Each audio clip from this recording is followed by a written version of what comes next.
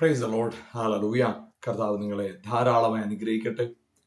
വീണ്ടും നിങ്ങളോടൊപ്പം കർത്താവിന്റെ വചനവുമായിട്ടായിരിക്കാൻ സ്വർഗത്തിൽ ദൈവം ഇടയാക്കിയതിനായി ഞാൻ കർത്താവിനെ നന്ദിയോടെ സ്തുതിക്കുന്നു. ദൈവവചനത്തിന്റെ ആധികാരികത നമുക്ക് ചോദ്യം ചെയ്യാൻ കഴിയാത്തതുപോലെ, അതായത് ഞാൻ പറയുന്ന അക്ഷരങ്ങളെ അല്ല ഉദ്ദേശിക്കുന്നത്. ദൈവം നമ്മളോട് പറഞ്ഞ വാക്ക്, ദൈവം നമുക്ക് തന്നിരിക്കുന്ന വാഗ്ദത്തങ്ങൾ, അത് ചോദ്യം ചെയ്യപ്പെടാത്തത് വിധം ശക്തിയുള്ളത്. കാരണം അത് കർത്താവ് ഒരു വാക്ക് പറഞ്ഞാൽ നിവർത്തിപ്പാൻ ശക്തനാണ്. ദൈവവചനത്തിന്റെ പ്രത്യേകതയാണ് നമുക്കറിയാമല്ലോ. ദൈവവചനത്തിൽ നമ്മൾ കാണുന്നത്, എബ്രായ ലേഖനം അതിന്റെ 11-ാം അധ്യായം 3-ാം വാക്യത്തിൽ കാണുന്നത്, സകലതും അവൻ വചനത്താൽ ഉളവാക്കി. എന്നാൽ അതിന്റെ 1-ാം അധ്യായത്തിന്റെ 3-ാം വാക്യം, എബ്രായ ലേഖനം 1:3 ഇങ്ങനെയാണ് കാണുന്നത്, സകലത്തെയും തന്റെ ശക്തിയുള്ള വചനത്താൽ വഹിക്കുന്നു. അതെ, വചനം നമ്മുടെ ജീവിതത്തെ വഹിക്കുന്നത്, നിലനിർത്തുന്നത്, നമ്മുടെ ജീവിതത്തിൽ എല്ലാറ്റിനെയും സൃഷ്ടിക്കുന്നതാണ് ദൈവത്തിന്റെ വചനം. ദൈവത്തിന്റെ വചനത്തിന്റെ പ്രാധാന്യം എന്ന് പറയുന്നത് അതിപ്രാധാന്യമേറിയത്, വളരെയേറെ പ്രാധാന്യമുണ്ട്. നിങ്ങൾ എത്രത്തോളം ദൈവവചനത്തിന് നമ്മുടെ ജീവിതത്തിനകത്ത്, നിങ്ങളുടെ ജീവിതത്തിൽ പ്രാധാന്യം കൊടുക്കുന്നു, അത്രത്തോളം വചനം നമ്മുടെ ജീവിതത്തിൽ പ്രവർത്തിച്ചുകൊണ്ടേയിരിക്കും. അത് നമ്മുടെ പരിമിതിയിൽ ഒതുങ്ങത്തില്ല, നമ്മുടെ അറിവിലും നമ്മുടെ ലിമിറ്റേഷനിൽ ഒതുങ്ങുന്നതല്ല.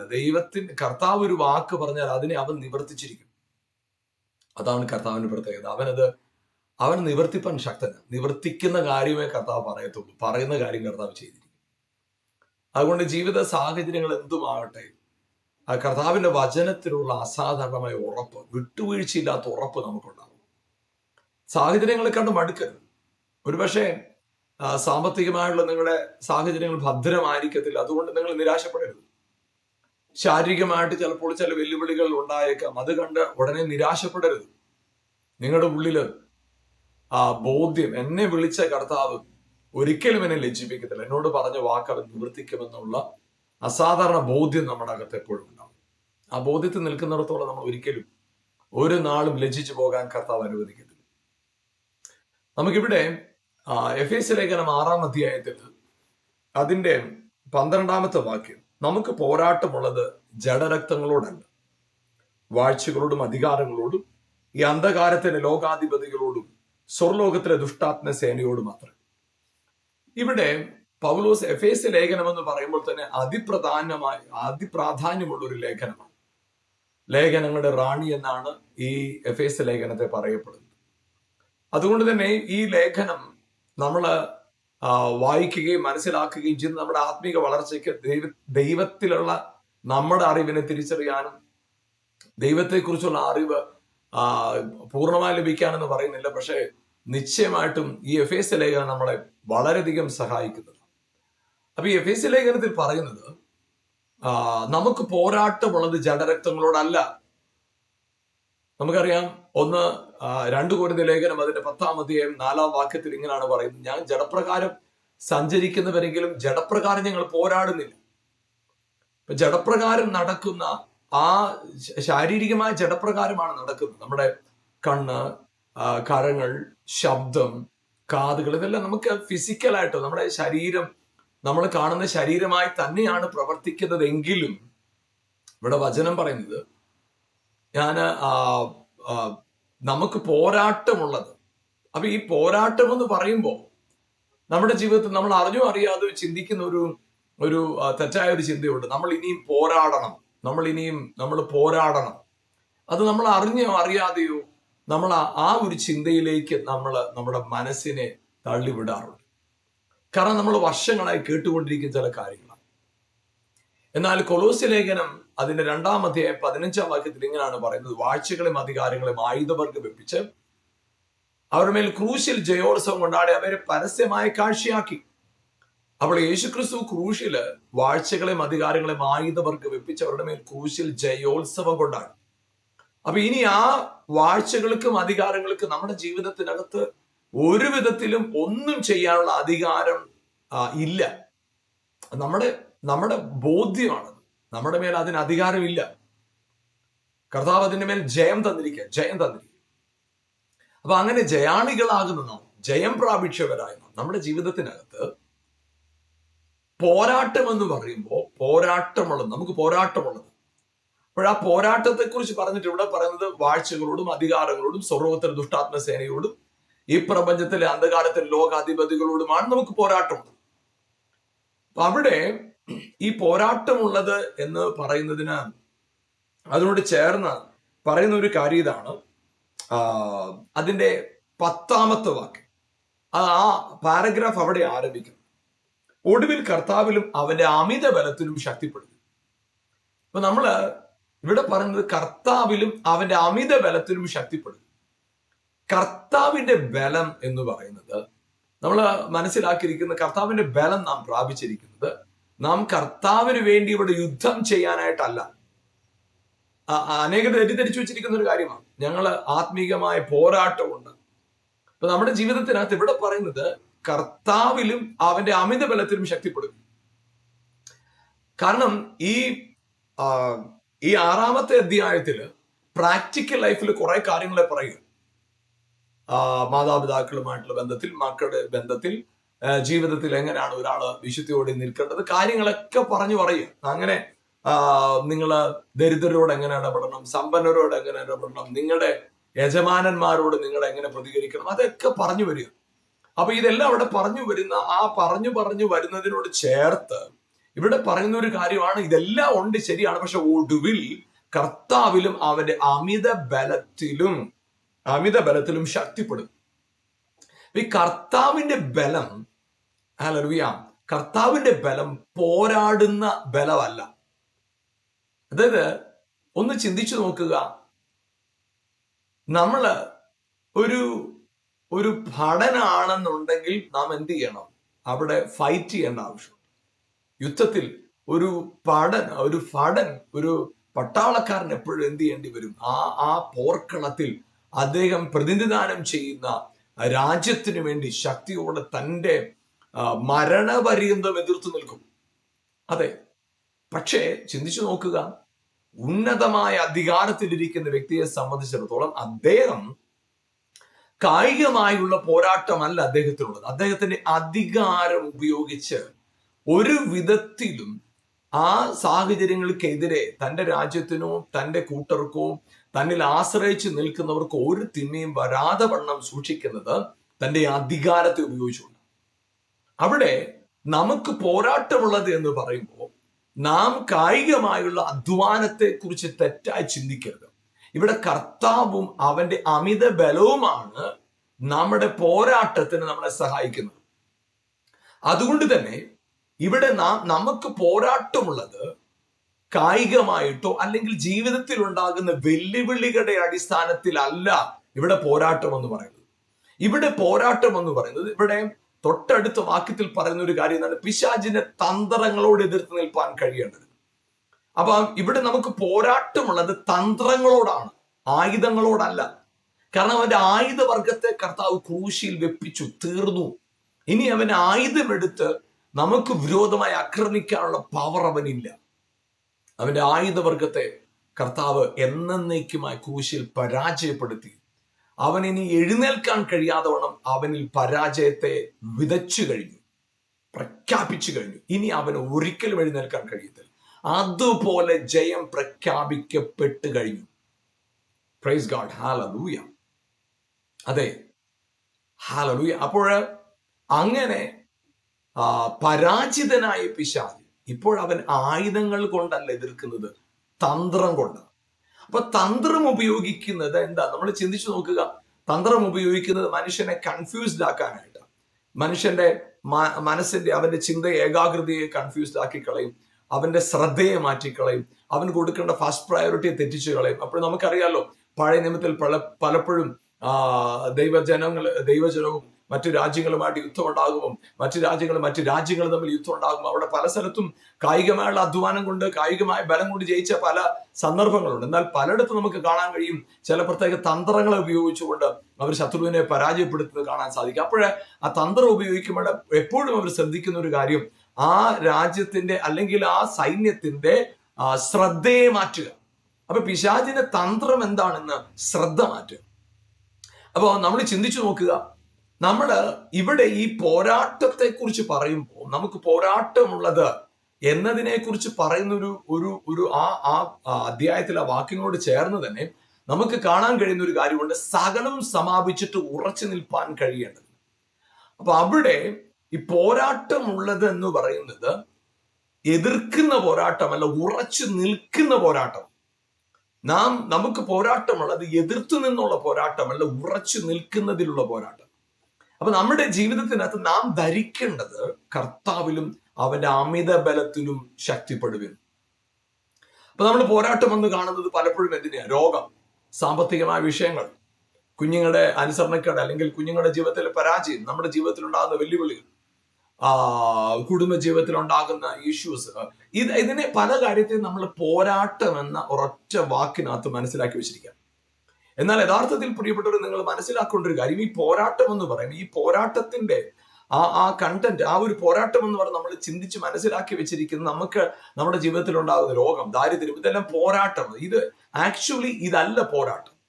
നമ്മുടെ പോരാട്ടം എന്ന് പറയുന്നത് ആക്ച്വലായിട്ട് ഈ രോഗം അല്ലെങ്കിൽ ജീവിതത്തിൽ ഉണ്ടാകുന്ന എല്ലാ ചലഞ്ചുകളും പിശാചിന് ഒരൊറ്റ ലക്ഷ്യമേ ഉള്ളൂ, നമ്മുടെ മേലൊരു വിളി കിടപ്പുണ്ട്, നമ്മുടെ മേലൊരു അഭിഷേകം കിടപ്പുണ്ട്. ആ വിളിയിൽ നിന്ന് നമ്മുടെ ശ്രദ്ധയെ തെറ്റിക്കുക എന്നതാണ് പിശാചിന്റെ പദ്ധതി. നമ്മുടെ വിളിയിൽ നിന്ന്, നമ്മളെ വിളിച്ച നമ്മുടെ മേലൊരു വിളി കിടപ്പുണ്ട്, ആ വിളിയിൽ നിന്ന് നമ്മുടെ ശ്രദ്ധയെ തെറ്റിക്കുക. ഒന്ന് ചിന്തിച്ചു നോക്കിക്കേ, നമുക്ക് സാമ്പത്തികമായ വെല്ലുവിളികൾ ഉണ്ടാകുമ്പോൾ നമ്മുടെ ശ്രദ്ധ മുഴുവൻ അങ്ങോട്ടാകും. എങ്ങനെ ആ പ്രശ്നം പരിഹരിക്കപ്പെടാം, എങ്ങനെ അല്പം പണം കണ്ടെത്താം, എങ്ങനെ ഈ കാര്യങ്ങൾ സോൾവ് ആക്കാം, നമ്മൾ അതിന്റെ പുറകെ ഓടും. ശാരീരികമായിട്ടുള്ള ചില വെല്ലുവിളികൾ വരുമ്പോൾ നമ്മളത് ശ്രദ്ധിക്കും, എങ്ങനെ ഈ രോഗത്തിൽ നിന്ന് പുറത്തു വരാം, എങ്ങനെ ഇതിനകത്തുനിന്ന് മുക്തി നേടാം, എങ്ങനെ ഇതിനകത്ത് സൗഖ്യം പ്രാപിക്കാം. നമ്മൾ അതിന് ആവുന്നിടത്തോളം അതിനു വേണ്ടിയുള്ള പരിശ്രമത്തിന്റെ പുറകിലാകും. അപ്പോൾ അവിടെയെല്ലാം നമുക്ക് സംഭവിക്കുന്ന ഒരു കാര്യം, കർത്താവ് നമ്മെ വിളിച്ചിരിക്കുന്ന ആ പ്രധാനപ്പെട്ട വിളിയിൽ നിന്ന് നമ്മൾ പലപ്പോഴും അത് തെറ്റി മാറിപ്പോകാറുണ്ട്. കാരണം നമ്മുടെ ജീവിതത്തിൽ നാം തിരിച്ചറിയാതെ പോകുന്ന ഒരു കാര്യമുണ്ട്. നമ്മുടെ ജീവിതത്തിലുണ്ടാകുന്ന സകല വെല്ലുവിളികളും നമ്മുടെ വിളിയോട് താരതമ്യം ചെയ്താൽ ഒന്നുമില്ല. നമ്മൾ എപ്പോഴാണ് നമ്മുടെ വിളി എന്ന് പറയുമ്പോൾ നിങ്ങൾ ചോദിച്ചേക്കാം, എന്താണ് ഈ വിളി എന്നൊക്കെ പറയുന്നത്? ദൈവം നേരിട്ട് വന്ന് വിളിക്കുന്ന വിളിയാണോ? അല്ലെങ്കിൽ ആരെങ്കിലും പ്രവാചകനിലൂടെ നിനക്ക് വിളിയുണ്ട്, നിന്റെ ഭാവി വലുതാണ്, നീ ശക്തനായ അപ്പോസ്തലനായ പ്രവാചകനാണ് എന്ന് പറയുന്നതാണോ വിളി എന്ന് നിങ്ങൾ ചിന്തിച്ചേക്കാം. എന്നാൽ പ്രിയപ്പെട്ടവരെ, അതല്ല ഞാൻ ഉദ്ദേശിക്കുന്ന വിളി എന്ന് പറയുന്നത്. റോമാലേഖനം 8-ാം അധ്യായത്തിന്റെ 29-ാം വാക്യത്തിൽ ഇങ്ങനെ പറയുന്നുണ്ട്, 29-30 വാക്യങ്ങളിൽ നമ്മുടെ യേശുവിനെ കുറിച്ച് പറയുന്ന ഒരു കാര്യമാണ്. അനേക സഹോദരന്മാരിൽ ആദ്യജാതനാകേണ്ടതിന് അവനെ മുൻ നിയമിച്ചു, എന്നിട്ട് മുൻ നിയമിച്ചവരെ വിളിച്ചു, വിളിച്ചവരെ നീതീകരിച്ചു, നീതീകരിച്ചവരെ തേജസ്കരിച്ചു. അപ്പോ ആരെയാണ് മുൻ നിയമിച്ചവരെ വിളിച്ചു? ആരെയാ മുൻ നിയമിച്ചവർ? നമ്മെ ക്രിസ്തുവിൽ മുൻ നിയമിച്ചു. അപ്പൊ യേശു ക്രിസ്തുവിനെ നിങ്ങൾ അറിഞ്ഞവരെല്ലാരും നിങ്ങൾ വിളിക്കകത്തുള്ളവരാ, നിങ്ങൾ വിളിക്കപ്പെട്ടവരാ, നിങ്ങൾ യേശുവിനെ അറിഞ്ഞവരാണ്. യേശു ക്രിസ്തുവിന്റെ യേശു ക്രിസ്തു എന്ന നാമത്തിന്റെ അർത്ഥം നിങ്ങൾ മനസ്സിലാക്കിയവരാണ്. ക്രിസ്തു നിങ്ങളിൽ ഉണ്ടെന്ന് നിങ്ങൾക്ക് ഉറപ്പുണ്ടോ? യേശു ക്രിസ്തുവിൽ വസിച്ച അതേ പരിശുദ്ധാത്മ നിങ്ങളിൽ ഉണ്ടെന്ന് ഉറപ്പുണ്ടോ? അത് നിങ്ങളുടെ വിളിയാണ്, ആ അറിവാണ് നിങ്ങളുടെ വിളി, ആ വെളിപ്പാടാണ് നിങ്ങളുടെ വിളി എന്ന് പറയുന്നത്. ആ വെളിപ്പാട്, ആ ഒരു അറിവ് നിങ്ങളുടെ ഉള്ളിൽ വരുമ്പോ ഹല്ലേലൂയ, നിങ്ങൾക്ക് ആമേൻ, നിങ്ങൾ അല്ലെങ്കിൽ നാം ഇനി കാര്യങ്ങളോട് പ്രതികരിക്കുന്നത് സാഹചര്യങ്ങളുടെ ബലത്തിലോ സമ്മർദ്ദത്തിലോ കീഴിലോ അല്ല, കർത്താവിലും അവന്റെ അമിത ബലത്തിലും ആശ്രയിച്ചുകൊണ്ടാണ്. അതുകൊണ്ട് തന്നെ പ്രിയപ്പെട്ടവരെ, ലഗ്യോൻ എന്ന പിശാച് 6000-ഓളം പിശാചിനാൽ ബന്ധിക്കപ്പെട്ട ഒരു യവനക്കാരൻ യേശുവിന്റെ അടുക്കലേക്ക് ഓടി വന്നപ്പോ യേശുവിന്റെ പോരാട്ടം ഒരൊറ്റ വാക്കുകൊണ്ടാണ്, സാത്താനെ അവനെ വിട്ടുപോകും. അത്രേ ഉള്ളൂ. മരണം ജയിച്ചു നിൽക്കുകയാണ് ലാസറിന്റെ മുമ്പിൽ. 4 ദിവസമായി അടക്കം ചെയ്യപ്പെട്ട് പ്രതീക്ഷയില്ലാത്ത അവസ്ഥ. സഹോദരങ്ങൾ നിലവിളിച്ച് കരയുന്നു.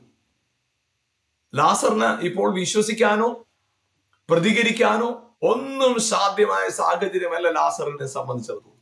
എന്നാൽ ലാസറിന് പ്രതികരിക്കാൻ കഴിയാതിരിക്കെ ലാസറിന് വേണ്ടി മാർത്ത വിശ്വസിക്കുക. അപ്പൊ മാർത്തയോട് കർത്താവ്, നീ വിശ്വസിച്ച ദൈവത്തിന്റെ മഹത്വം.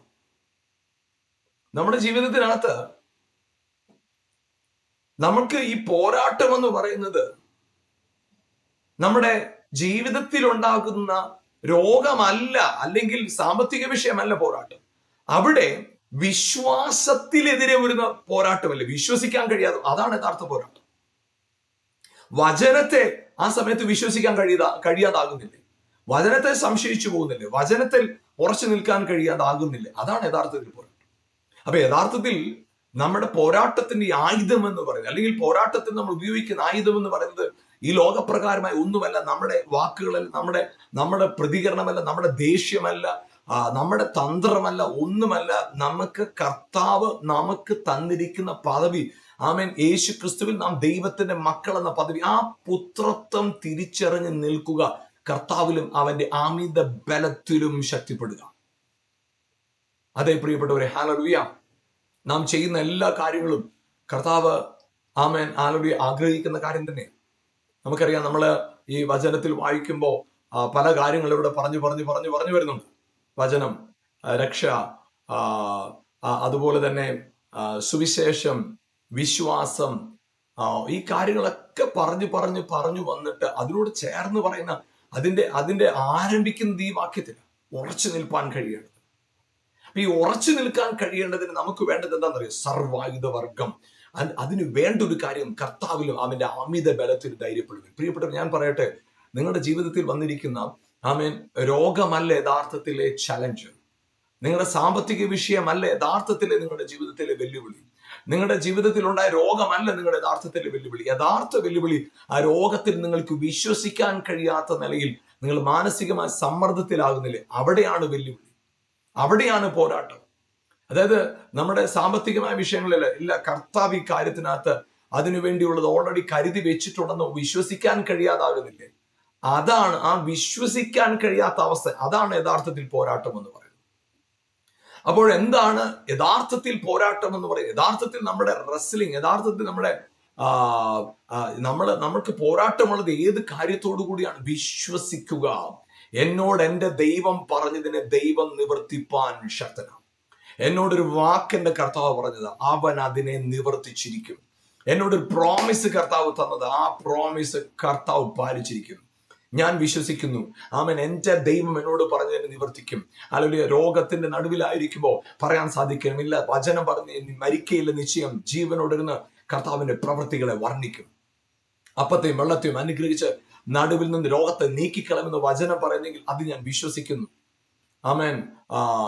എന്നെ സൗഖ്യമാക്കുന്ന യഹോവ എന്ന് വചനത്തിൽ പറയുന്നെങ്കിൽ, അവന്റെ അടിപ്പിണറുകളാൽ സൗഖ്യം വന്നിരിക്കുന്നു എന്ന് വചനത്തിൽ പറയുന്നെങ്കിൽ ഞാൻ അത് വിശ്വസിക്കുന്നു.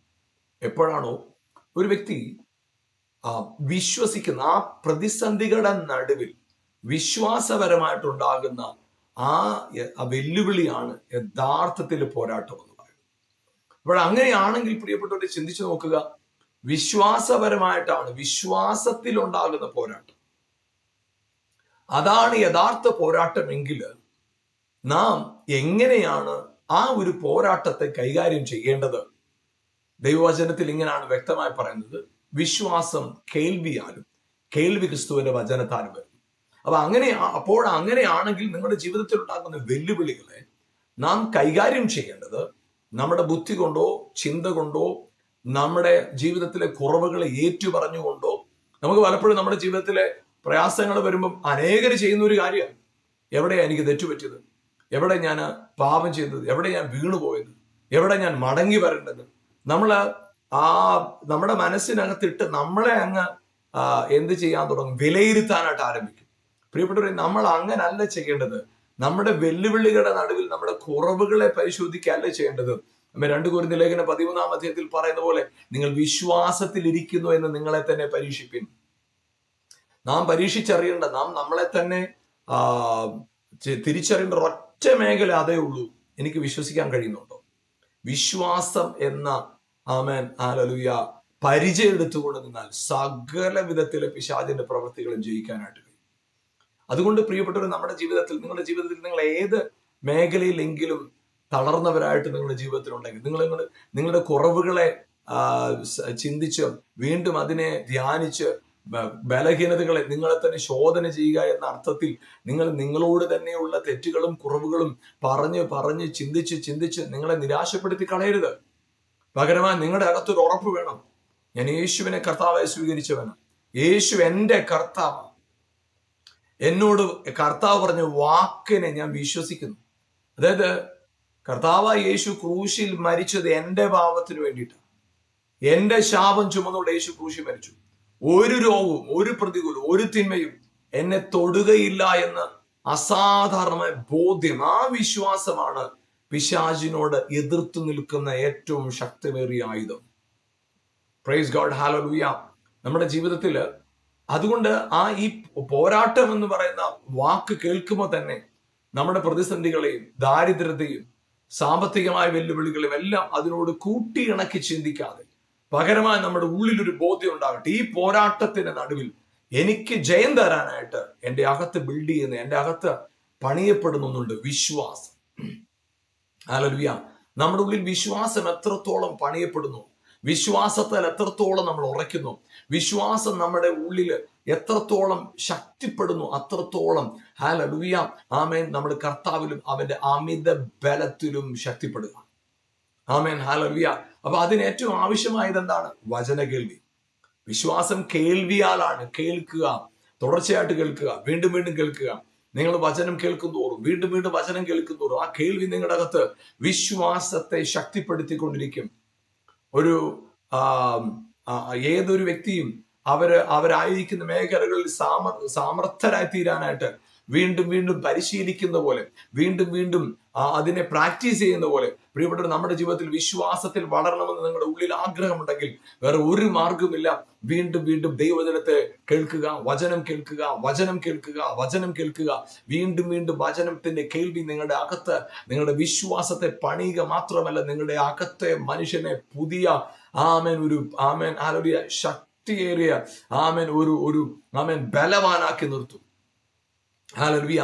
അതുകൊണ്ട് പ്രിയപ്പെട്ടവർ, നമ്മുടെ ജീവിതത്തിനകത്ത് നിങ്ങളുടെ ജീവിതത്തിലോ അകത്ത് വെല്ലുവിളികൾ വരുമ്പോൾ, രോഗം, ദാരിദ്ര്യം, ഇമോഷണൽ ആയിട്ടുള്ള പ്രോബ്ലംസ് ഒക്കെ അങ്ങനത്തെ ഇഷ്യൂസ് ഒക്കെ ഉണ്ടാകുമ്പോൾ നിങ്ങൾ ഉടൻ തന്നെ നിങ്ങളുടെ കുറവുകളെ ധ്യാനിക്കുന്നു എന്ന് നിർത്തിക്കുക. എവിടെയാണ് എനിക്ക് തെറ്റു പറ്റിയത്? ഞാൻ കഴിഞ്ഞ ആഴ്ചകളിൽ പ്രാർത്ഥിക്കാൻ തന്നെ ആയിരിക്കും, അല്ലെങ്കിൽ ഇന്ന കുറവായിരിക്കും. ആ നിലയിൽ നിങ്ങളുടെ ബലഹീനതകളെ നിങ്ങളെ തന്നെ ശോധന ചെയ്ത് അങ്ങനെയല്ല സമയം നിങ്ങൾ എടുക്കേണ്ടത്. ആ പോയിന്റിൽ നിന്നുകൊണ്ട് നിങ്ങളുടെ അകത്ത് നിങ്ങളെ ഒന്ന് കണ്ടെത്താൻ പറ്റുമോ? നിങ്ങൾ വിശ്വാസത്തിലിരിക്കുന്നു എന്ന് നിങ്ങളൊന്ന് ശോധന ചെയ്യാൻ പറ്റും. ഇവിടെ വചനത്തിൽ പറയുന്നത് ഒടുവിൽ കർത്താവിലും അവന്റെ അമിത ബലത്തിലും ശക്തിപ്പെടും. ഇപ്പൊ നമ്മുടെ ബലം കർത്താവിലും അവന്റെ അമിത ബലത്തിലും. വെല്ലുവിളികളുണ്ട്, പക്ഷെ ഞാൻ നിൽക്കുന്നത് കർത്താവിന്റെ ബലത്തിൽ. ആ കർത്താവിന്റെ ബലത്തിൽ നിൽക്കുന്ന, ഒന്ന് ചിന്തിച്ചു നോക്കിക്കേ, നമ്മുടെ ജീവിതത്തില് 1 കോടി രൂപ ബാങ്കിലുള്ള ഒരാളെ സംബന്ധിച്ചിടത്തോളം അദ്ദേഹത്തിന് ഒരു 10,000 രൂപയുടെ ആവശ്യം ഉണ്ടാകുമ്പോൾ അതൊരു വലിയ വെല്ലുവിളിയല്ല. കർത്താവിന്റെ ബലത്തിലും അവന്റെ അമിത ബലത്തിലും, കർത്താവിലും അവന്റെ അമിത ബലത്തിലും ശക്തിപ്പെട്ടിരിക്കുന്ന നമുക്ക് നമ്മുടെ മുമ്പിൽ വന്ന് നിൽക്കുന്ന കുട്ടിപ്പിശാചിനെ നമ്മൾ വലുതായിട്ട് എടുക്കേണ്ട കാര്യമുണ്ടോ? അത്യുന്നതനായ കർത്താവ് നമ്മുടെ കൂടെ നിൽക്കുമ്പോൾ അപ്പൊ നമ്മുടെ ആ വെല്ലുവിളികളെ അല്ല നമ്മൾ കാര്യമായിട്ട് നിൽക്കണം. അപ്പൊ ഈ പോരാട്ടം എന്ന് കേൾക്കുമ്പോൾ, പോരാട്ടം എന്ന് പറയുന്ന രോഗമല്ല നമ്മുടെ പോരാട്ടം, സാമ്പത്തിക വിഷയമല്ല നമ്മുടെ പോരാട്ടം. ആ സാമ്പത്തിക വിഷയങ്ങളുടെ നടുവിൽ, ആ ശാരീരികമായ ക്ലേശങ്ങളുടെ നടുവിൽ വിശ്വസിക്കാൻ കഴിയാതാകുന്നില്ലേ? ഭയം നമ്മുടെ അകത്ത് വരുന്നില്ലേ? നമ്മൾ മാറ്റേണ്ടത് രോഗത്തെ അല്ല, നാം മാറ്റേണ്ടത് സാമ്പത്തിക വിഷയത്തെ അല്ല, നാം കൈകാര്യം ചെയ്യേണ്ടത് സാമ്പത്തിക വിഷയത്തെ അല്ല, നാം കൈകാര്യം ചെയ്യേണ്ടത് രോഗത്തെ അല്ല, നമ്മുടെ അകത്തിരിക്കുന്ന അവിശ്വാസത്തെയാണ് കൈകാര്യം ചെയ്യേണ്ടത്.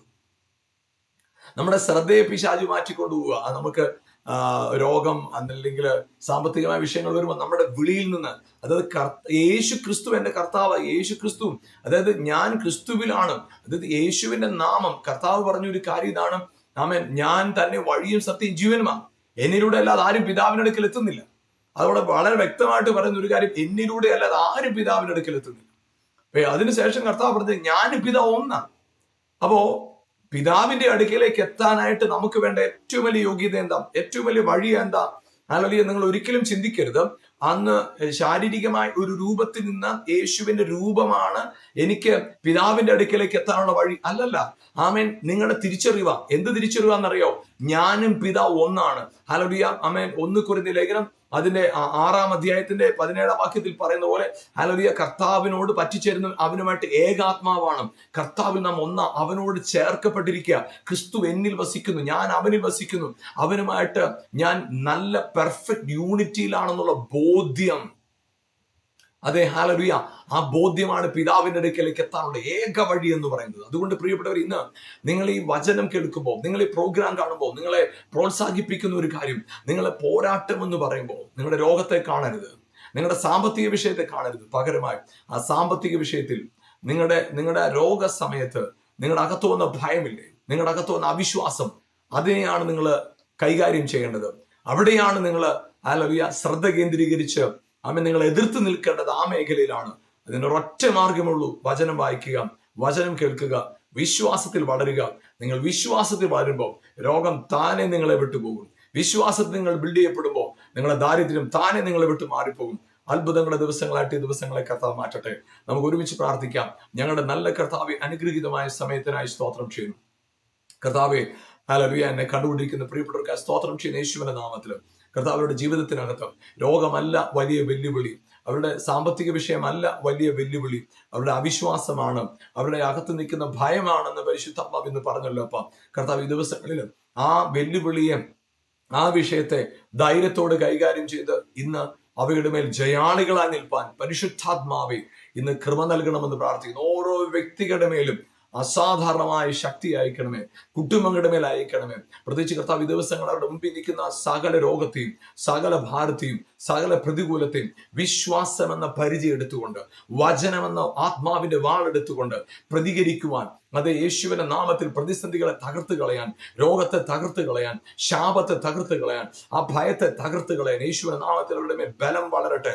ഇപ്പോൾ തന്നെ ആ ശക്തി അവരിൽ ബലപ്പെടട്ടെ. ഇപ്പോൾ യേശുവിന്റെ നാമത്തിൽ പ്രാർത്ഥിക്കുന്ന ശരീരങ്ങളിൽ നിൽക്കുന്ന സകല രോഗശക്തികളും ഇപ്പോൾ യേശുവിന്റെ നാമത്തിൽ ആ ശരീരങ്ങളിൽ നിന്ന് ഹല്ലേലൂയ ആമേൻ മാറിപ്പോകട്ടെ. ഈ നിമിഷം സൗഖ്യം ഉണ്ടാകട്ടെ. എത്ര മാർഗ രോഗമാകട്ടെ, സൗഖ്യമാവുകയില്ല എന്ന് ഡോക്ടർ പറഞ്ഞതായിക്കോട്ടെ, സൗഖ്യമാകത്തില്ല, ആവാൻ ഒരു സാധ്യതയുമില്ല എന്ന് പറഞ്ഞതായിക്കോട്ടെ, ഹല്ലേലൂയ, അവരുടെ ബുദ്ധി കൊണ്ട് തന്നെ ഇല്ല, ഇത് മാറിയാലും വീണ്ടും വീണ്ടും വരും, അങ്ങനെ ഒരു രോഗമാണിത് എന്ന് ഭയന്നിരിക്കുന്നതാകട്ടെ. യേശുവിന്റെ നാമത്തിൽ ഈ നിമിഷം അവരുടെ ശരീരത്തിന് മേൽ പരിപൂർണമായ സൗഖ്യത്തെ യേശു ക്രിസ്തുവിന്റെ നാമത്തിൽ കൽപ്പിച്ച് സൗഖ്യമാകുക എന്ന് അവരോട് കൽപ്പിക്കുന്നു. സൗഖ്യമാകട്ടെ. കർത്താവെ, അവിടുന്ന് തൊട്ടതിനായി നന്ദി, വിടുവിച്ചതിനായി നന്ദി.